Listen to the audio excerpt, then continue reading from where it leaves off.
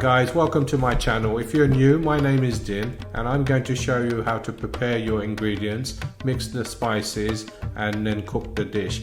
Very simple method I'm going to use, so please follow the instructions carefully. So let's cook.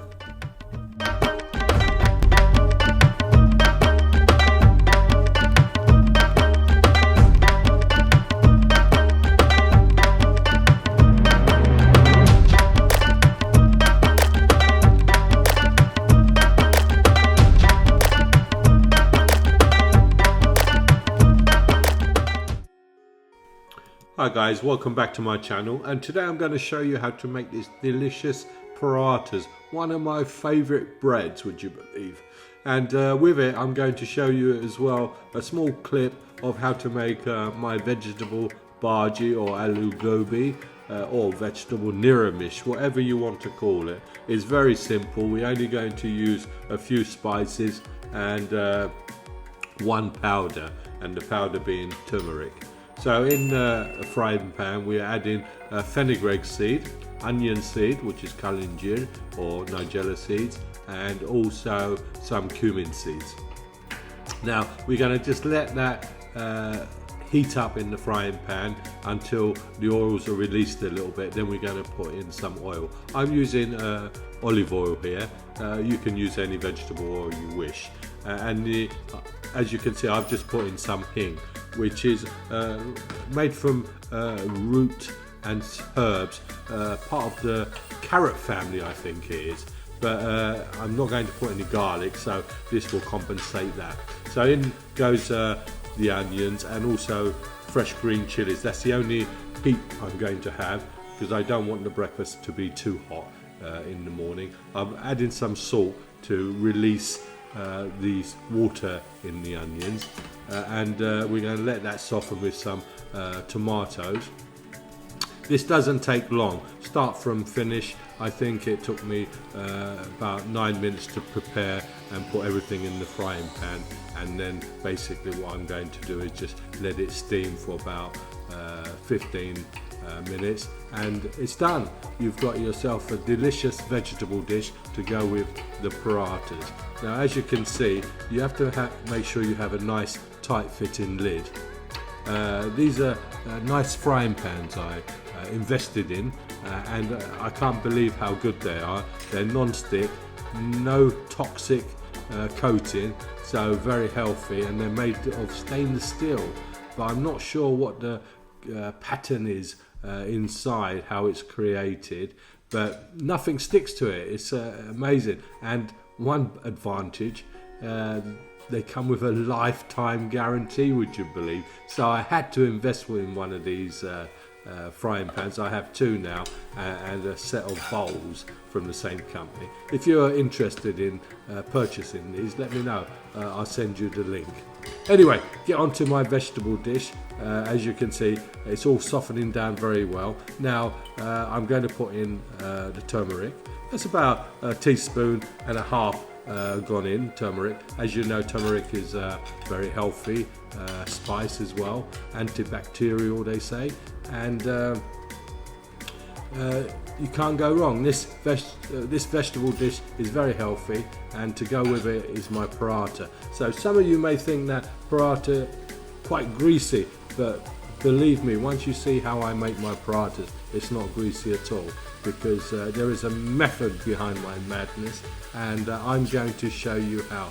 Everyone thinks things are difficult, but it isn't, as long as someone is showing you, and that's me. I'm going to show you how to cook this vegetable dish, which you'll find on my channel. All the ingredients are there, and I'm going to then show you how to make my parathas to go with it. You can have these parathas with any dish. I make them beforehand, and I freeze them as well, and when you take them out, let it thaw out, and they come out like fresh ones. And just watch my video, which is coming up in about 10 seconds, and we will start to show you how to make parathas. Right, the key to making any recipe is getting all the ingredients ready first. So as you can see, I've got 1 cup of milk gone into this jug, and also 200 grams is also a cup, would you believe? So it's 2 cups of water, so that's 400 grams of water and 200 grams of milk gone in. We're going to put some sugar as well.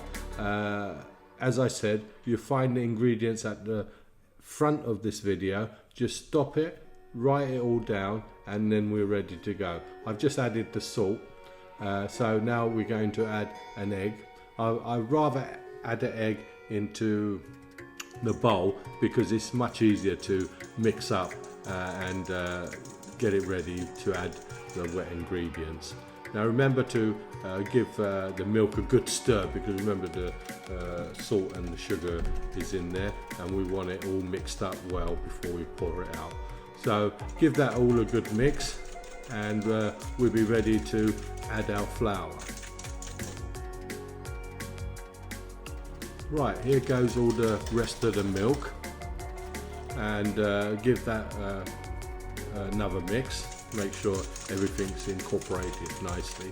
This paratha recipe is very easy to make, and like I said before, I normally make my parathas up and cook them half, then freeze them, and then when I want one, I take one out, let it defrost. It can defrost overnight in the fridge or hour outside in room temperature, and then we're ready to heat it up in the frying pan and then fry it, which I will show you a bit later. Anyway, with a spoon, mix all the ingredients together. As you can see, it's much easier with a spoon and less messing. Right, what we're doing, we're trying to quickly incorporate everything into making this dough, so we don't waste too much time. Like I say, all my recipes are very easy to make. People say, oh, that's because you know how to make it, but question is, I do, and I'm going to show you how to make it as well. So just follow the recipe 100% and you won't go wrong, because everything I show on my channel is very a simple method and very easy to recreate my recipes. So basically we knead this dough for about 2 to 3 minutes, and then we're going to basically put a little bit of oil on it all over, and then we're going to seal it for 10 minutes. So as you can see, I've covered it lightly with a little bit of oil, and I've got these bowls which are airtight, so you basically push it in and then press that little button, and that makes a seal. Brilliant. They same company where I got my frying pan. Like I say, if you want a link, message me and I'll send you a link to these items.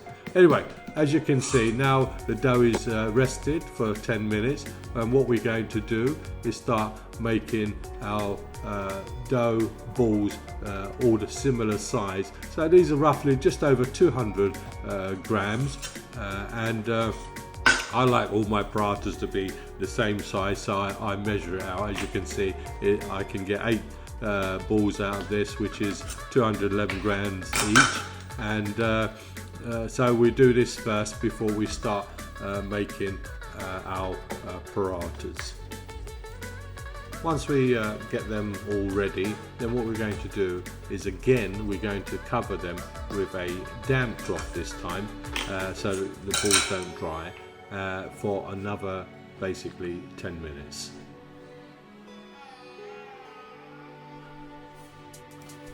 The process of making my parathas is to let it rest each time. So one time is when you mix the dough, next time is when you make the balls, and the next time is after this process, where I'm going to make them as big as I can, to add a little bit of oil and basically add a bit of flour, so we get some nice layers. When you see expert chefs making parathas around Asia, like Bangladesh, India, it's quite amazing thing to watch how they play with the dough, stretching it A lot of them, they don't even use a rolling pin, they just make everything by hand. If you ever get the opportunity to go to India or Bangladesh, you see them in action. I'm no expert in making parathas because that wasn't my job. I used to be the main chef and oversee everyone else. So basically the cook or the kitchen porter would make the parathas in restaurants. Chef, yes, I used to make parathas when I was in my teens. That was one of the first jobs you learn. So once you've made parathas, it never goes, but the speed and the flipping unfortunately does go as you get older. Anyway, we're going to let that rest for another 10 minutes and then we'll be ready to go basically. What I find is when you're rolling these out is if you roll them out and just leave it while you're making the other one, then it's much easier and they don't spring back. So give that a go. See, I'm not using any oil. Take your time and just move it around and just kind of get it as big as you can, then it's out basically, like so, and you won't have any problems. So what we're going to do is make all our parathas in this way. Just get them as nice size, probably about 9 inches, 10 inches, as big as your fry pan is, so that it sits nice and comfortably. Right, we're now nearly ready, so before we put this in the pan, make sure the pan is heated to a medium heat, and then we can basically begin. So as you can see, what you want to do is leave it like 1.5 minutes on each side and then flip it and leave it 1.5 minutes, maximum 2 minutes, and then take them out and put them on a wire rack. You can fry them at this stage by adding oil, but we're not going to. We're going to make all our parathas up and let it cool on the rack and then basically freeze them for another day. So this process is very simple. You can, while you're doing this, roll out another one and get it ready, so that saves a lot of time.